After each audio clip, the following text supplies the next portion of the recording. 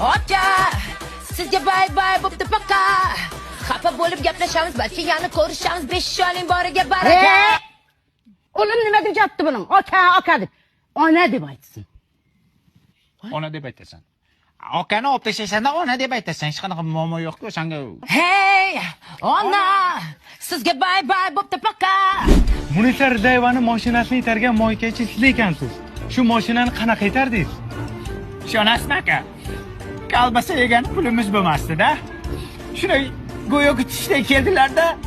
Mashinamni itarib boring dedilar. Bunday qilib itardim-da. G'ing qilib ketdilar-da. Endi bunaqa mashhurlikdan keyingi maqsadlar nimadir? Ya maqsad katta. Yana shunaqa mashhur san'atkorlarning mashinasini itarish oliy maqsadim. Nima bo'ldi-yu deyman? Voy, yo'q, men intervyu topshiryapman. Voy-yu.